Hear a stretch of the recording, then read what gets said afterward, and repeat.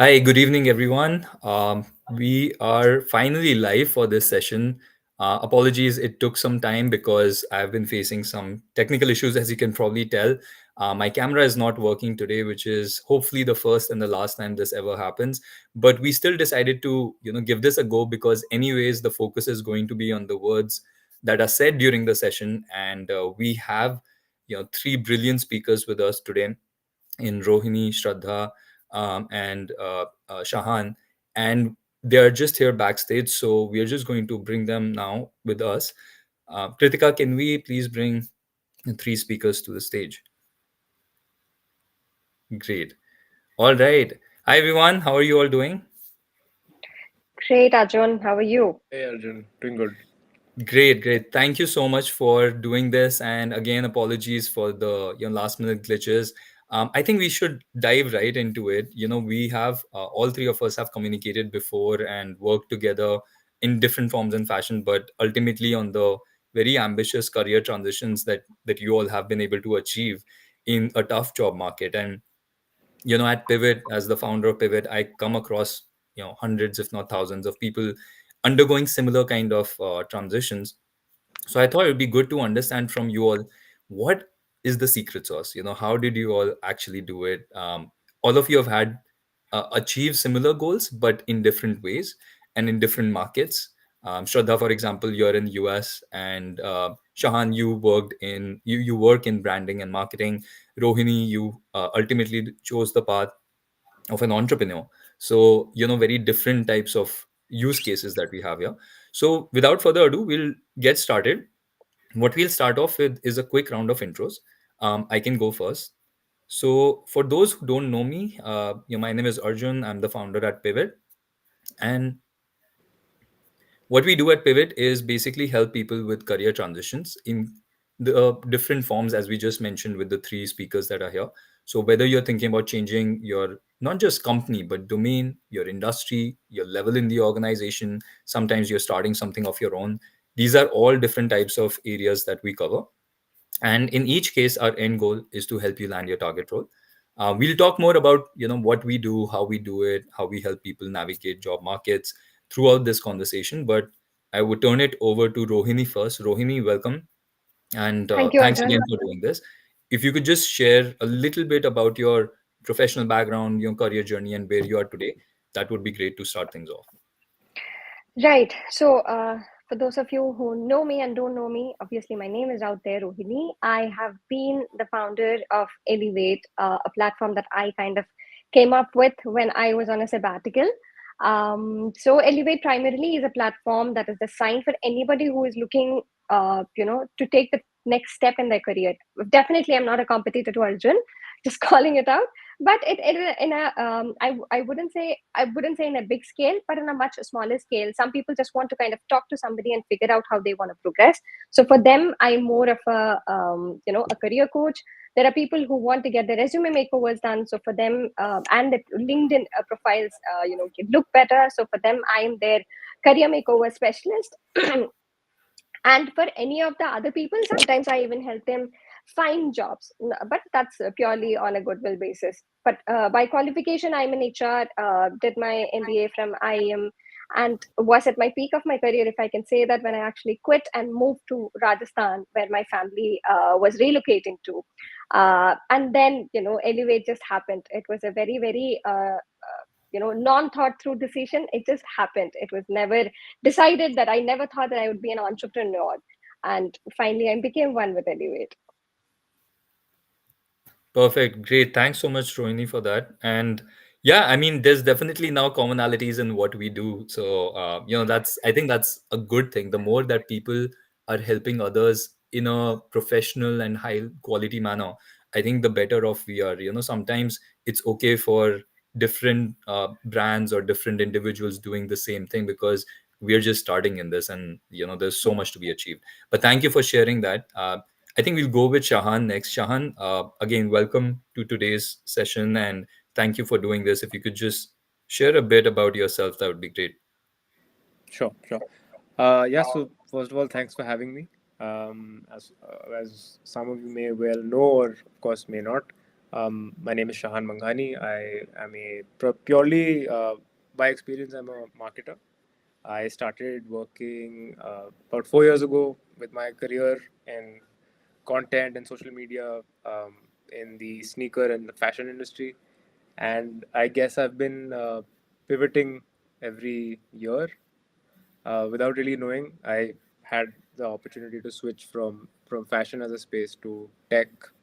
I launched my own entrepreneurial venture in the middle within the clothing space, and yeah, and moved to publications and publishing with my last role before this.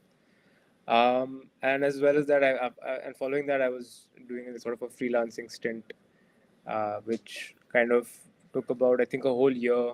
During which time I was also looking for my full time role, where I resume work, of course, with the company.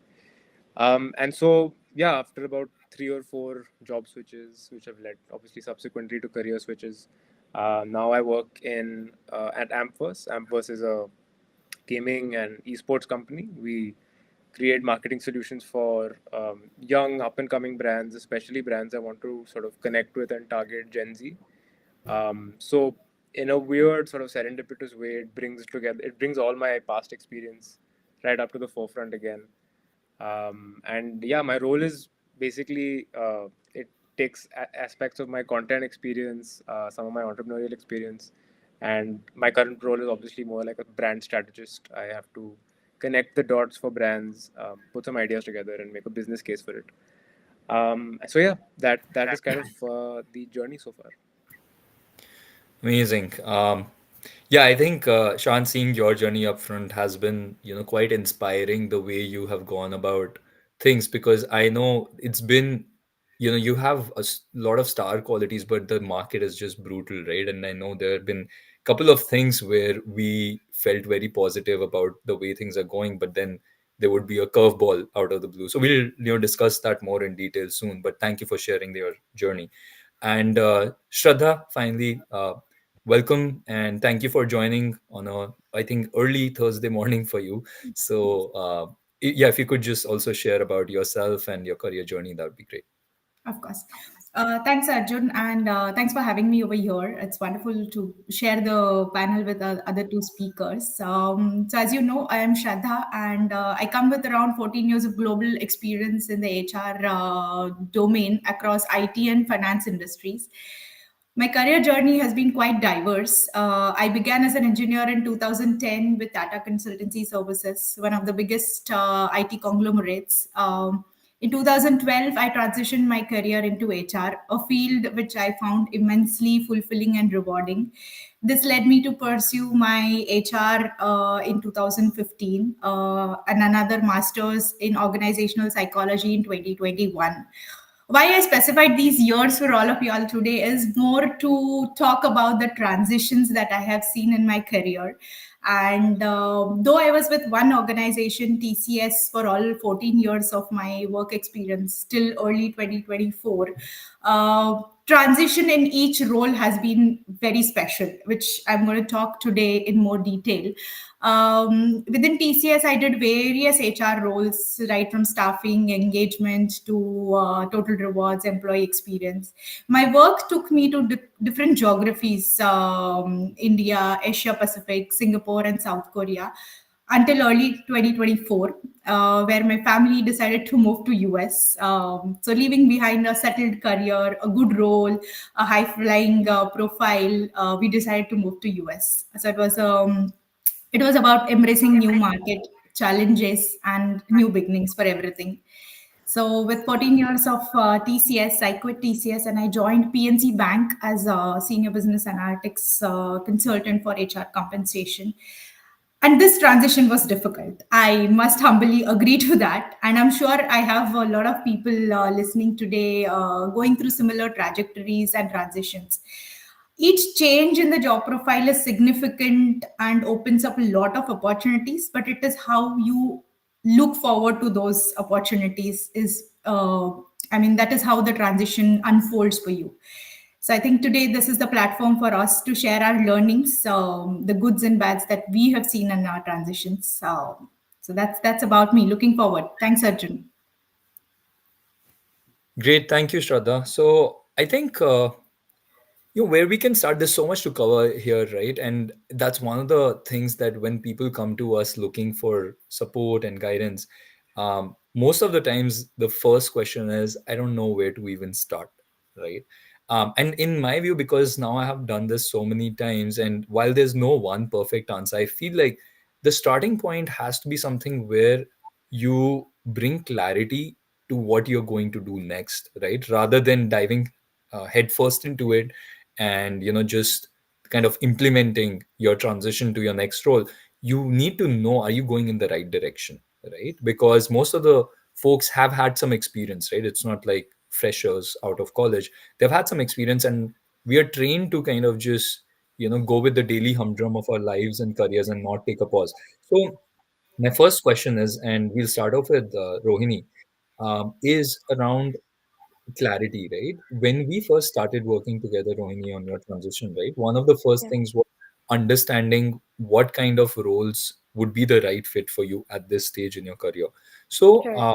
how do you think people, and now you're advising others as well. So, how do you think um, people who might be transitioning Mhm. should decide whether the roles they have shortlisted, or if they're on the fence on many other roles, how Right. should they shortlist the one role that would be the best fit for them at their existing stage of career? I think it has a lot to do with their experience. So if you but like, I probably would want to talk about my experience, right? While I was shortlisting the roles that I've done, I think I kind of chose things that I enjoyed doing, and I kind of knew that I had a hold on this, and I can do better than what I used to do, right? So my experience had a lot to do with the decisions or the shortlisting of the roles. My interest levels had a lot to do with the roles I chose, and I think my ability to learn. I mean, I wouldn't say so. For instance, I think payroll and compensation wasn't really one of the strongest fortes of mine, and compensation was never something I even had like exposure to. So me choosing compensation wouldn't really make any sense to me or the person who's going to look at my resume. So somewhere I feel that what I mean, learning something new is definitely a great thing, but at least you should get the find your footing first, and then possibly take the next step to learn, is what I would suggest. So it has a lot to do with the kind of experience you have had, the things you were pretty confident about yourself. So I know for a fact that I can do certain aspect of the job really well. So I think based on that was what my decision was. Understood. Yeah, I think Shahan, same question for you, right? I think no two journeys are the same. So would love to understand how you thought about transitioning in a difficult job market, especially with regard to the clarity part on what roles and industries. And I mean, you are in a similar role, but kind of in a new environment, new industry now. So how did you finalize that this is going to be the right industry or type of company for me? Yeah, so I think to go back a bit, when we were starting out, I believe the very first one of the few steps that we covered was, I think, isolating, what were your interests, what kind of roles would suit you best. Um, and at the time, of course, looking at the options there, I said, of course, I can do it. These are all options, these are all viable options for me to consider. The I think the challenge I had initially was with my experience, though limited, it was vast, it was kind of broad. I had zero to no confidence in terms of where I would apply to next. I didn't know if I was applying at the right place at the right time, for the right role ever. I really was for a few, I think, weeks at a stretch, just applying and hoping, like fingers crossed, everything goes. I hear back from someone or something like that. But yeah, like after a few weeks, a few months of, I think, applying, interviewing, hearing back, I got a pretty good sense of um, where where I might be a good fit in terms of the current job market, like what kind of roles would be out there for me, and what where my strengths would be aligned. And every company will look at your CV in a different way. Some people look at a lack of experience as a bad thing. Some people look at it as a very good thing. They need someone who's quick to learn, unlearn, and really just grasp new concepts. So my current role, how it kind of fell through was I had again applied. I had a daily routine of just applying to a number of jobs, right? There was a change at some point where I started realizing that if I'm starting to get more recommendations to roles that are slightly more sales oriented or revenue facing, client facing, those might still be roles I might be good at, and I could actually use my marketing experience for those roles. So I just started applying, just going at it day by day, week by week, and as luck would have it, the more roles I was applying to, the more I was actually hearing back, because there's a need for a communications person to have marketing experience, or that gap Mm. gets completely uh, it gets completely widened, and there's a you don't want sales and marketing working in silos basically. Yeah. And I used to bring that narrative to every interview. I said, I made it my strength. I said, marketing is my experience, but I think sales might be something I'm actually really good at. Um, and this is kind of what they were looking for here at Ampverse. Like they had a requirement for someone with marketing experience who also has a bit of sales background, maybe aptitude as well. And I think the industry part was a no-brainer. I mean, for me, gaming has been part of my life since I was 5 or 6, since I got my first PlayStation. um, every part of the interview, from the first interview to the assignments I got, um, everything just came naturally to me. I didn't feel like I was faffing about or fluffing up things. Yeah. It felt very organic. It just felt like the right move. Like my gut feeling said this is the place. So I had to like obviously double down on my efforts. I had to cut off a few offers because I was like, no, I want to see this go through. I had a Hmm. good feeling about it, and I mean, I had to fight for it after a point because I was just like, I wasn't hearing back for a brief 2-3 week window, and that Yeah. got me really upset. I got a little concerned and a little like upset as well because I was like, why have we done so many rounds just Right. like this? But yeah, it eventually came to a close because they saw everything come together and they said, you know what, this guy also wants to be here, and the profile fits and everything. So yeah, it just came together. I The think. energy is just matched. I think a lot of times what happens on the employer side also, right? Because they're getting so many applications, they end up making decision only after they have actually had few conversations with you, not just, one or two. And True. it can be a frustrating experience for a lot of candidates, right? Because it feels like, okay, how many times are you going to test me on the same things just with different people? You have already talked to me about this like for Yeah. n number of times. But I think what they're really trying to do is like put you through these hoops, and see if your energy sustains, if you're going to continue to be excited to work with them, because they have the option in the current market to kind of really grill candidates and find the diamonds in the rough, so to speak. Yeah. So I think, yeah, Shahan, it sounds like the way you went about your transition and the final job where you are today, it may have taken you to overcome a lot of hurdles, but ultimately it is the right career move. I'm sure we learn more as time passes how your career is building over here, but it seems like a lot of synergies, a lot of good energies have matched to get you to where you are today. All right, Shraddha, you're next. And what I would love to kind of focus on the same question but slightly different angle is, if you recall, when we first started working together on your transition, one of the things we did were those simple exercises to understand some of the key factors, key parameters related to your career background. So, like things like something that Shan was just mentioning, like your strengths, your biggest priorities in the current job market, and what were some of the various options available to you in the market that the hiring managers would have appetite to hire you for also. So both the internal factors that were Yeah. specific to you, external factors related to the market. So if you can maybe talk more about how that played a role in bringing clarity to what you should be focusing on. Of course. So I think as Rohini and Shahan mentioned, transitions are of different kind, and everyone has a different need for a transition. It might be by choice or circumstance, as in my case. So I had a very structured career, as Arjun was mentioning, and I mentioned in my introduction as well. So I did roles in a very structured fashion, one after the other, in a very hierarchical manner. So leaving all of that and then suddenly transitioning into a new market is a big transition. Okay, and this is where you really need to have a structured approach. I mean, mid-level career transitions are definitely difficult and time consuming. So if you really have a structured approach on what you really want to achieve in life, like you've done 10 different things, but does this market really cater to those 10 things? Does the market have the appetite to absorb what skills you have? Or is that something which you need to really learn, or brush up your skills which you have done way back a few years earlier?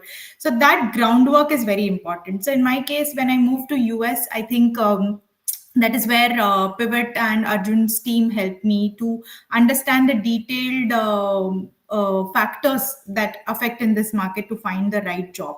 I'll take one more step back where the journey starts even before you get those job interview calls, because in a new market for immigrants, it is extremely difficult to even land up onto a call despite applying to 100 open positions, Right. because it's a very cold market. So, in such a situation, my only advice, or what learning I have is, first is spend time in understanding what you want to achieve and what brings an ultimate satisfaction to you.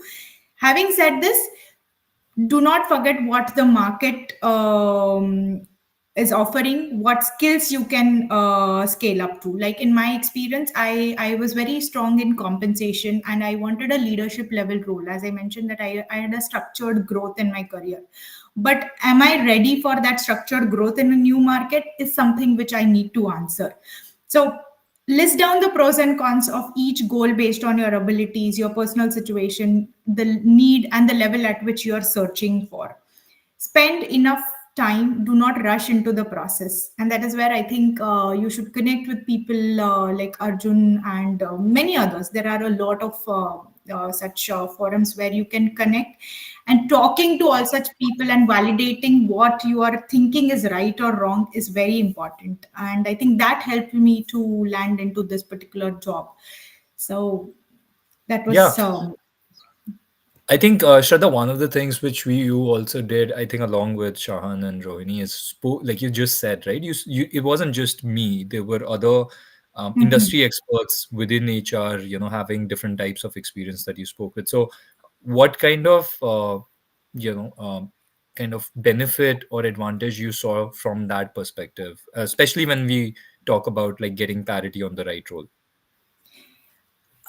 Yep. So having the right network is very important, friends, because see, you need to understand what each geography does. I'm talking more on a geography today because I'm sure there are a lot of people struggling in this kind of a dilemma where, because of your personal reasons or circumstances, you really need to make moves from one location to another.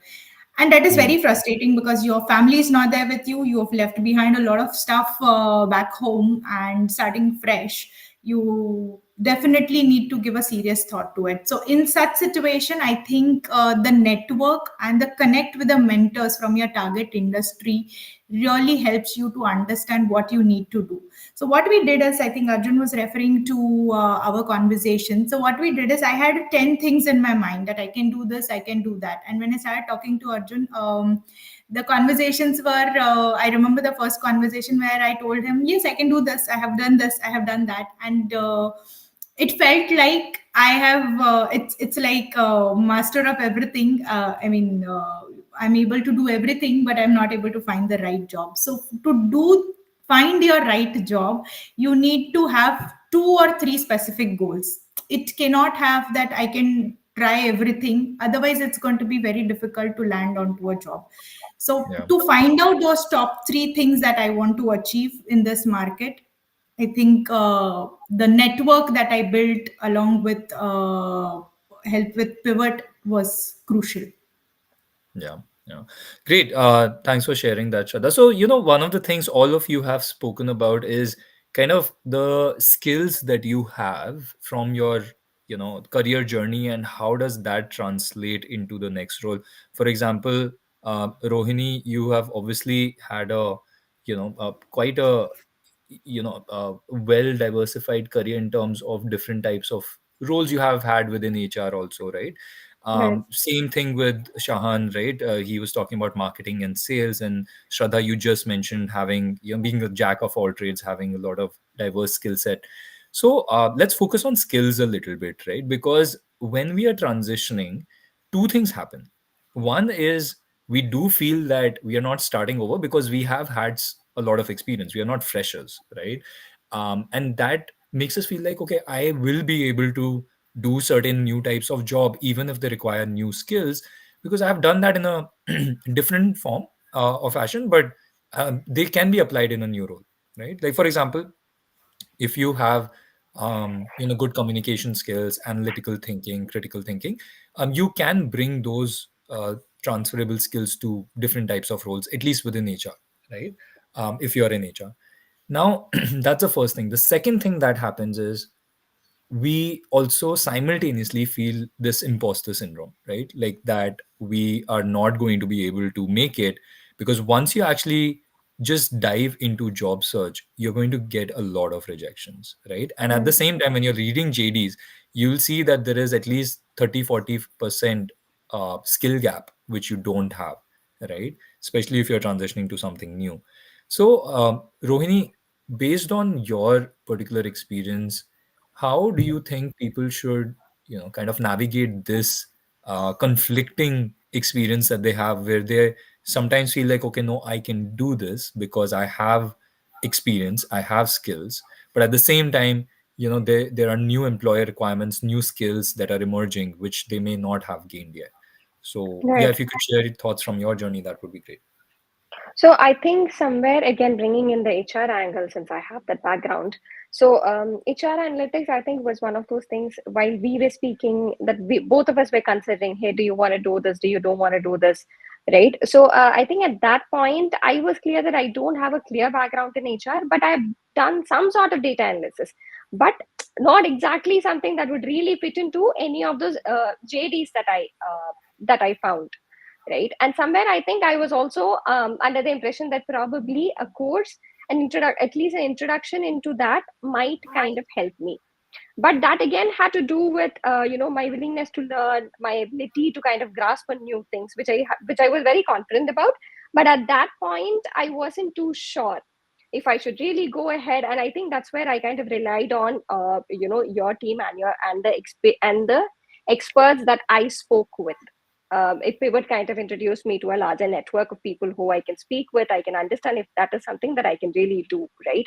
So somewhere I think that those conversations kind of gave me better clarity onto my own skills that I can rely on, and that I don't have to second guess. I think while this transition period really happens, it gets to most of us thinking, hey, can I really crack this after a lot of rejection, which really did happen to me also at one point? Can I really crack this in spite of having this kind of exposure to the different companies I've worked with or different industries I've been? Is this something I can really do, or probably should I just focus on something else? And at that point, I was also under while Elevate happened, while the entrepreneurial journey was actually doing well, I was like, should I really go back to a corporate? Should I just continue with my entrepreneurial things where things are actually going good and I have the scope of scaling up also? Experiencing the whole building things from the scratch. All of those things were there, but somewhere I think the conversations with the experts kind of opened door for me to kind of focus on things that I wanted.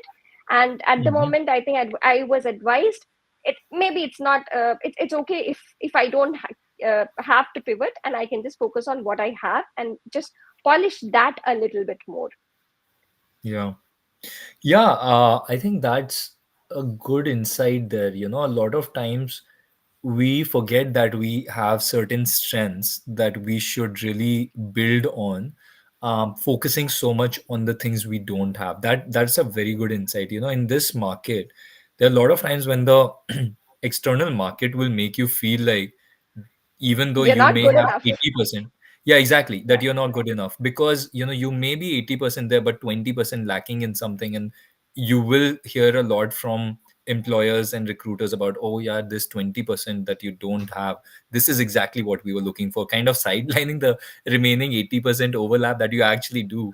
And I think I must give you props for taking this bold decision in a difficult market, that sometimes it's okay to kind of pause your pivot, so to speak, to go back to what you might have been doing earlier, but maybe in a Yeah. renewed manner, right, in a different manner than what Yes. you were. Just without taking too much time, I'll just share one small story here similar to what we are talking about. Do you guys know that movie Deadpool by any chance? It has Ryan Reynolds in it.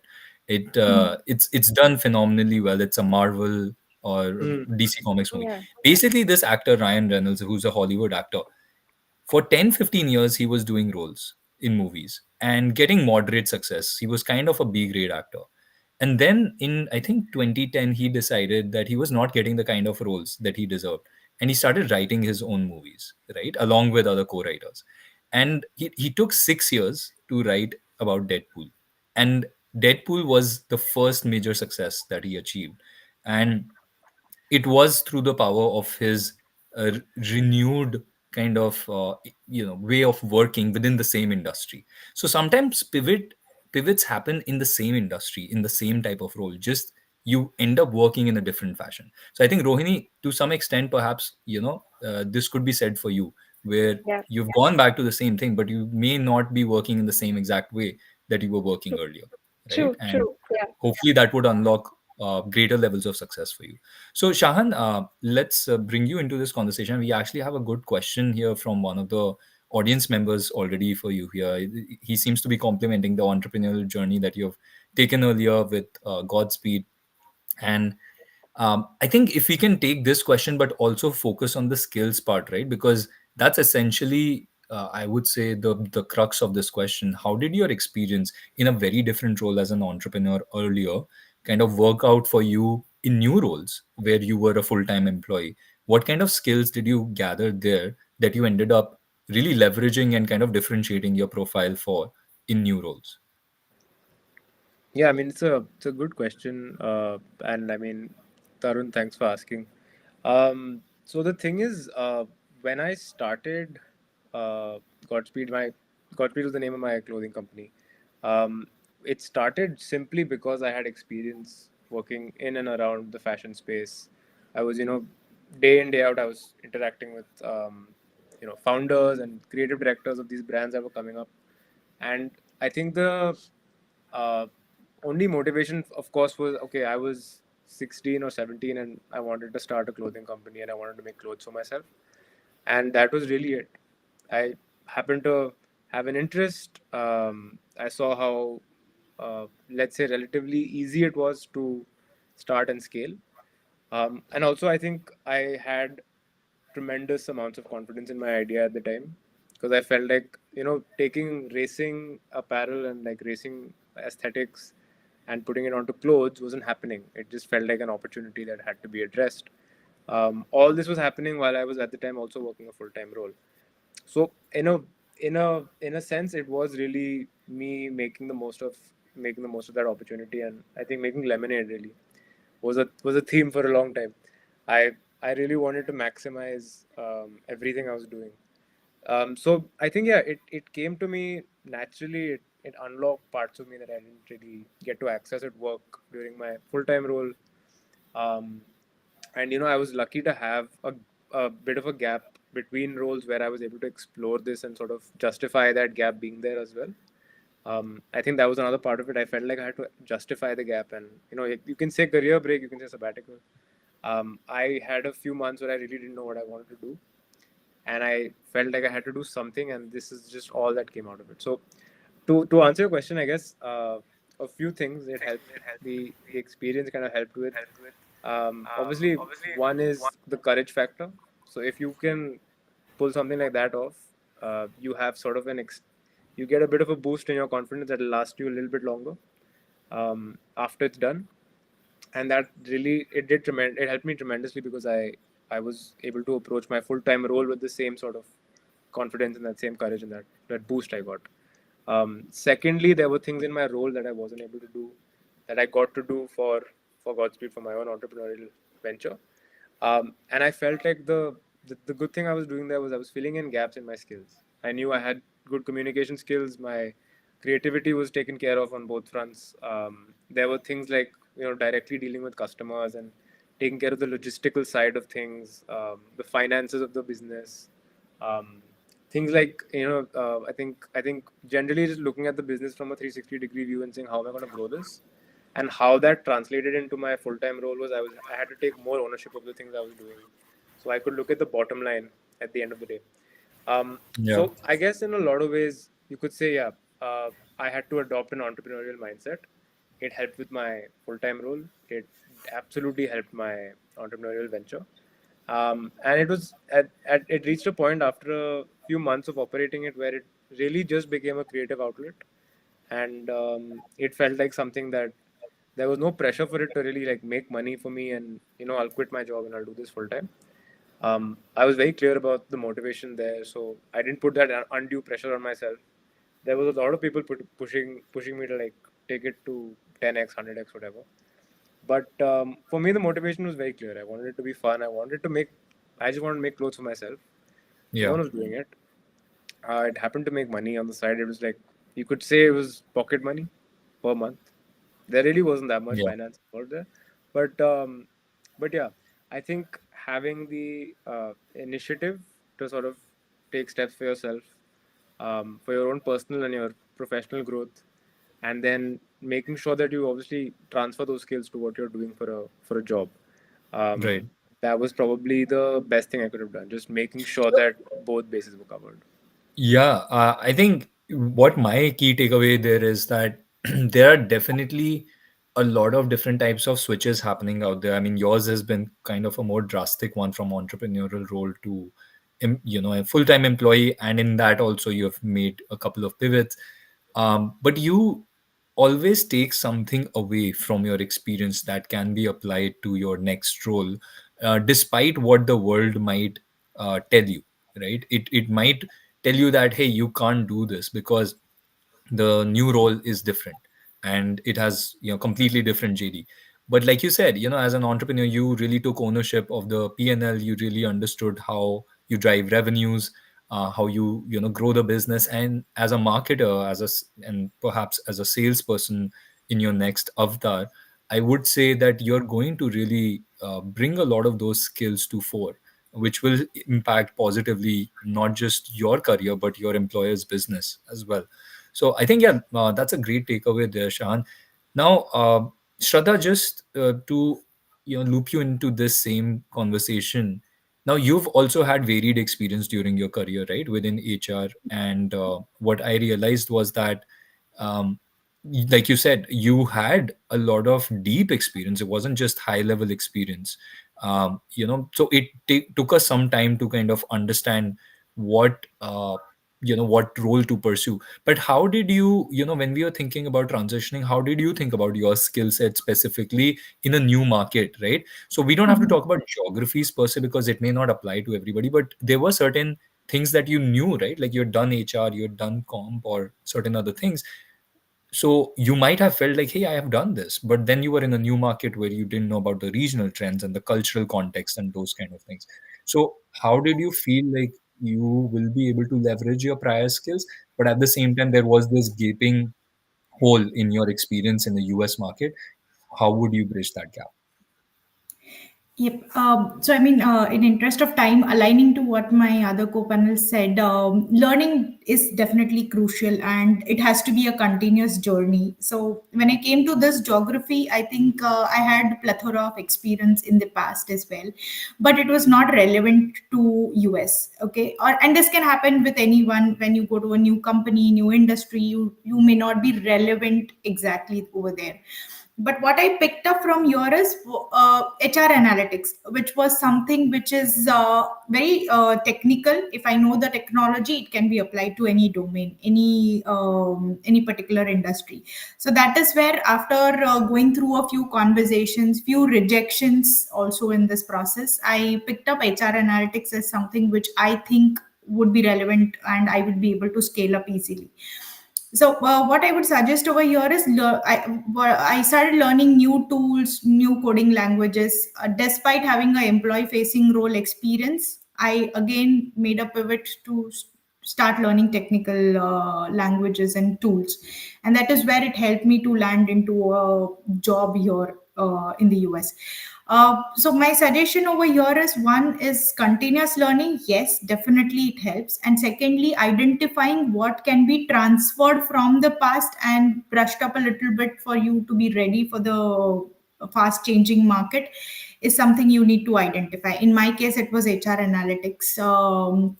It can be something which you have done maybe a few years back. You can just brush it up and bring it up, scale it up in that particular skill. So find those gaps in the skills and bridge it to make you employable ready. That is one I did. And second, I would like to suggest over here is, when you start the job search, do not go with the mindset that you will be able to crack all the different interviews. I mean, if you have 10 different things in mind, the job market is such that they are looking for only one specific thing which you do not have. So be prepared for those rejections and keep working on them. Make notes after every rejection that you have, make notes after every discussion that you have with anyone, and those notes really help me. I think pivot put me into that habit of making notes and taking things very very seriously. Making yourself very structured is something which pivot taught me. So my suggestion to all of you all is, try to make notes on the discussions that you are having, which will give you a detailed analysis of where the gaps are and how you can work on those. Thanks for sharing that, Shraddha, and I hope we didn't make things too rigid for you. I think there Of was course not. obviously yeah, no, I think a lot of people, they are so busy in their personal and professional lives. Like when they're doing a job search, it just feels like another new chore. So they end up doing things very ad hoc and scattered way, right? I mean, I used to be like that. Way. I have only changed my job once before pivot, but I remember I was like that, and it was very ad hoc. I just did a few things today and then nothing the next couple of days. So I think having structure can definitely help. And the things you spoke of in terms of transferable skills, I think that's a very important point. Not everybody knows how to implement it, but doing it in a more structured way to take stock of the skills you're good at, understanding what employers are looking for, and then understanding where the gaps might exist and focusing on bridging those gaps through continuous learning, as you said. I think those things work really well when you're transitioning. So thanks for sharing that, Shraddha. We have a question here from Ratish, and I know, by the way, we are coming up on the end of our session here. Is it okay if we extend it by another 4-5 minutes since we started late? Would three of you be okay with that? Yeah. Sure. I'm Okay. good. Sure. Great. Thank you so much. So we have a question from Ratish here that's being shown on the screen, but the gist of this question is around, the length of the process when somebody is especially trying to gain clarity, right? Because I understand things for some people who are really confused about their career can take time. Now, I don't know if Ratish is specifically in that position, but maybe Rohini, we can start with you. How would you suggest, like typically when a person is thinking about gaining more clarity for the next steps in their career, Mm-hmm. how much time should they expect to spend on it, given the process that you went through with us? And also, I think the other question is, were there any major surprises or learnings along the way, which could otherwise have been blind spots? Right. So I think my example is very specific to my case, and I was, my transition was kind of 360-degree at the peak of the career, if I can say that. I kind of decided to quit and move for my family, right? And I moved to a place where I don't actually, I can't find a lot of jobs that's available for me to like go and work. So probably the only option I had was to look only at remote options at that point. So and in the process, I mean, even before I signed up with Pivot, I was in a very unstructured way of finding jobs. 2 days I'm going to apply, and then the next 3 days I'm going to take a break. So that's how I Right. think the initial phase of the job search in itself was, I was pretty laid back, and only after I got serious, I think I kind of signed up with Pivot, and then there was a major setback in my personal life that happened, and because of which I took like an extended break. I was really not in a position to kind of look for anything. I just wanted to be with family. Right. Right. I think things can happen over time. So I wouldn't say expect a definite timeline to this. I think, at least from my experience, it was very unpredictable for me. And since the pool of companies to which I was applying to was very, very limited, I mean, it was very few companies that was actually doing complete remote at that point. So for me, it took longer than expected, right? So from I wouldn't say work with the timeline in itself, but if you are actually in a position or in a geography where you can work things out, nothing like that. But otherwise, I would say just keep at it. Sometimes I'm also somebody who believes in a luck factor. Even if you are like 90% aligned to the JD with your resume, you do all of those tweaks that are needed, and then you apply.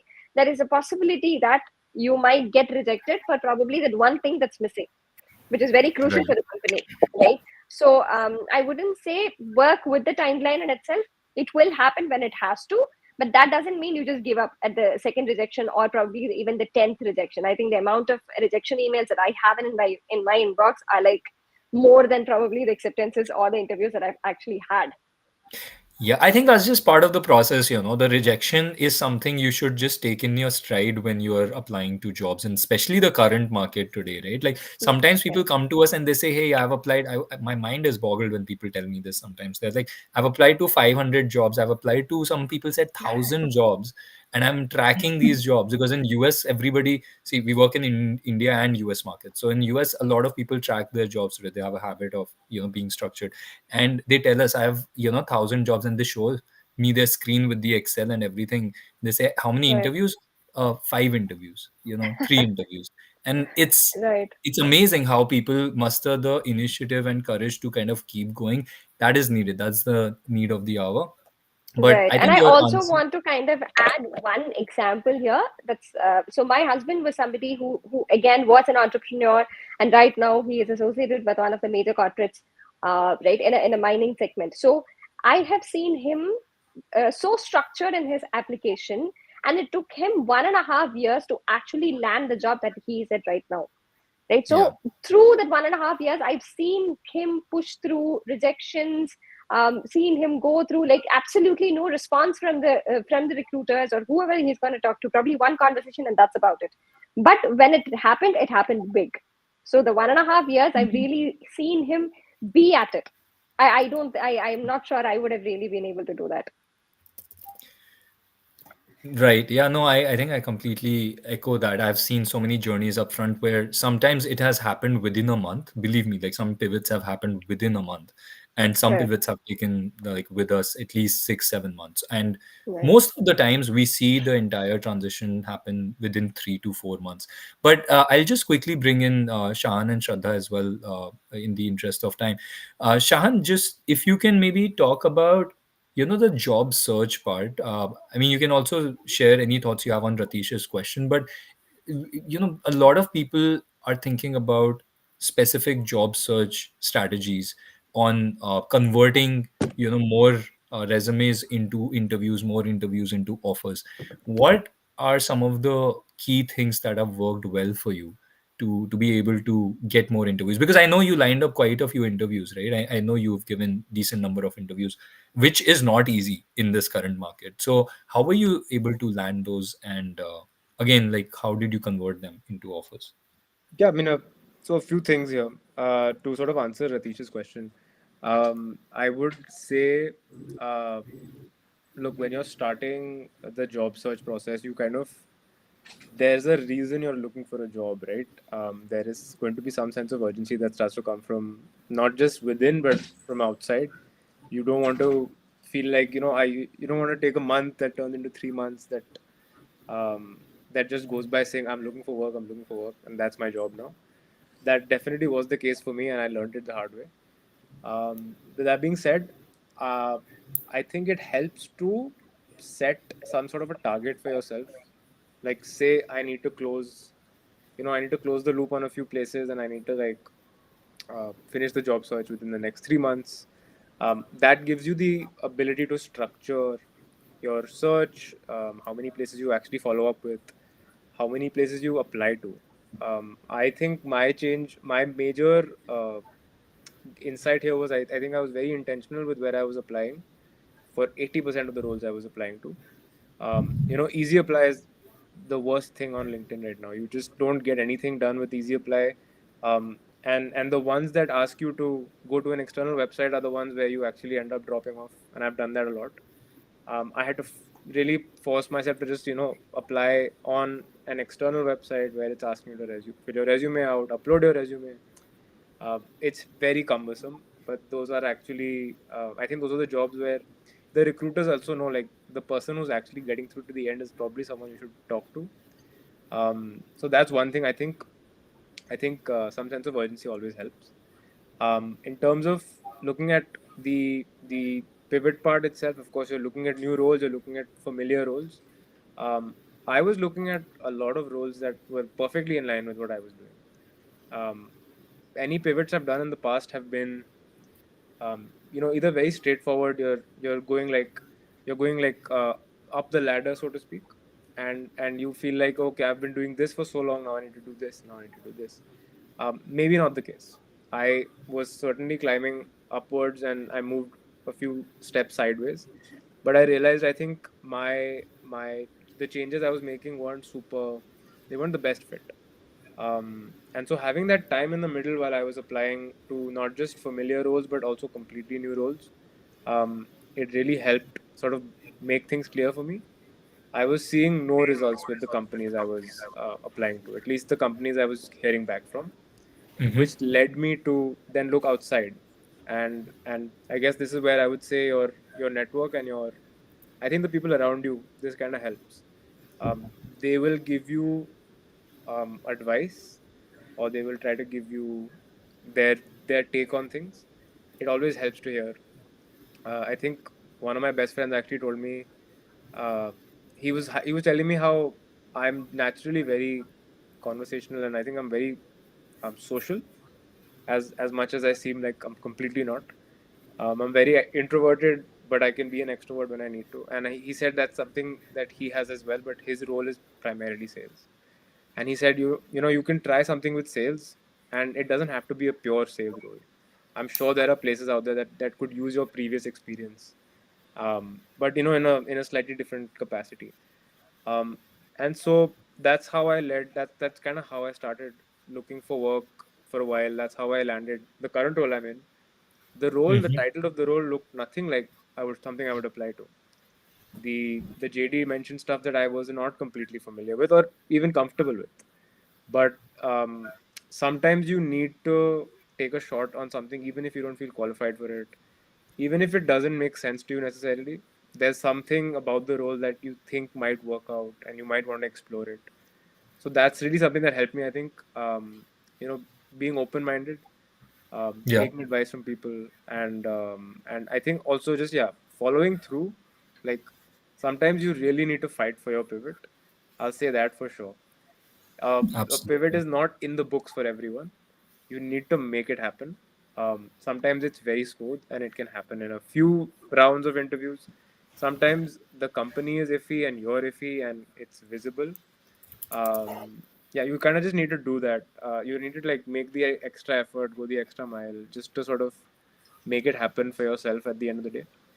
And I think that's why it took me a bit of time, because I was changing course every few weeks, every few months, which did not Yeah. help my case. Mm. So I think that's why I was saying the importance of having a structured approach is definitely there. But I am also the youngest panelist here. I think I have very little experience and a lot of things where I'm like, I could do this, I could do this. Yeah. So maybe that's my experience. But yeah, I think those are the 3 points probably. I think one of the common thread across all the insights that you have been sharing is the importance of a structured approach. I think Shraddha, you kind of started to expound on that, and then I think everybody has kind of reiterated the importance of that. So Shraddha, just to bring this session to a close, would love to get your thoughts as well regarding Ratish's question, because I mean he did say it's a question for anybody, but I think you were the one who first talked about the importance of that clarity process specifically in a new market for yourself, right? Mhm. So I mean, apart from that length of the process, what were some of the surprises, learnings part? I'm really curious to know from you about anything that you had expected before the process, which ultimately may have happened in a very different way or in a new way, right? Yep. That would be helpful to understand. Sure.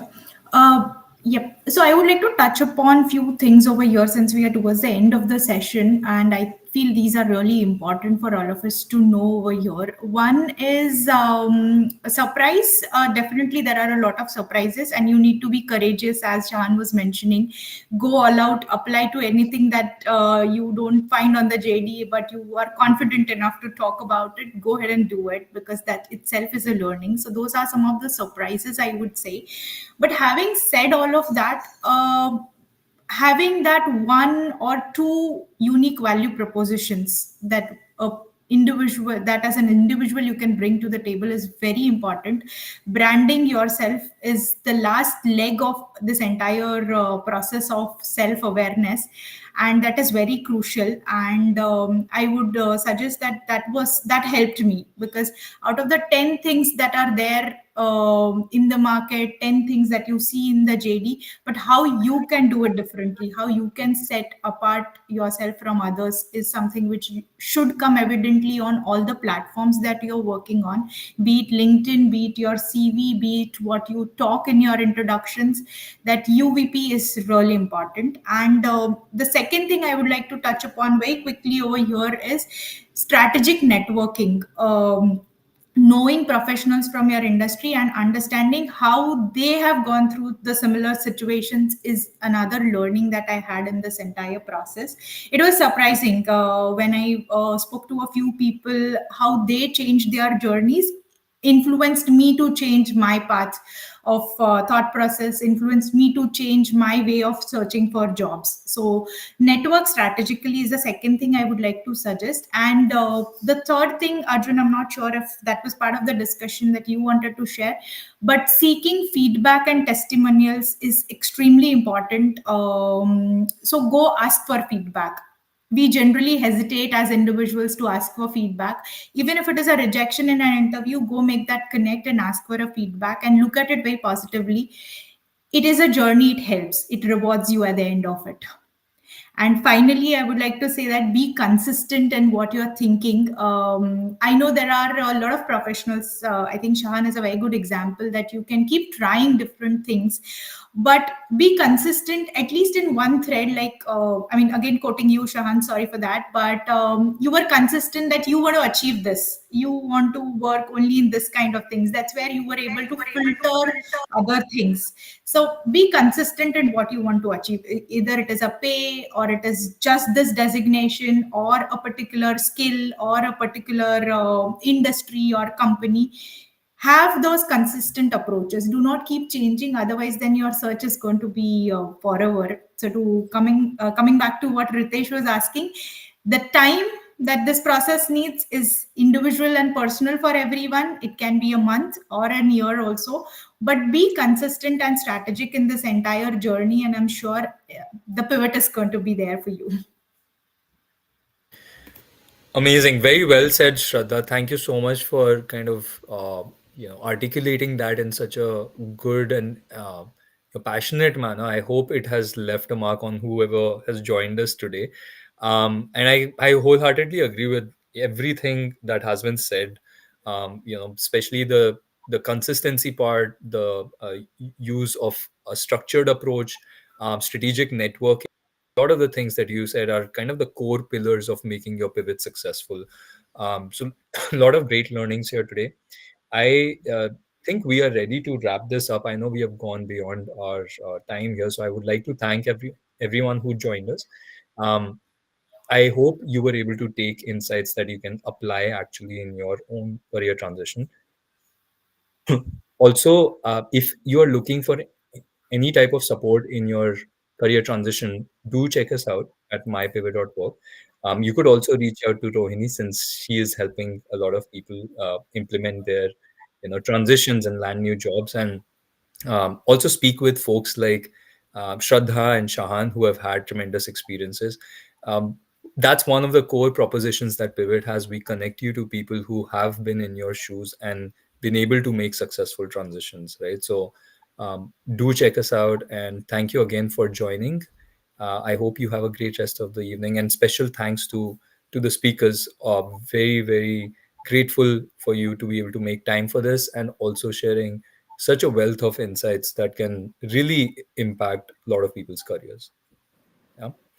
Thanks again, everyone. Thank you so much. Thank Thanks, you. Thank you, guys. Thanks Arjun. for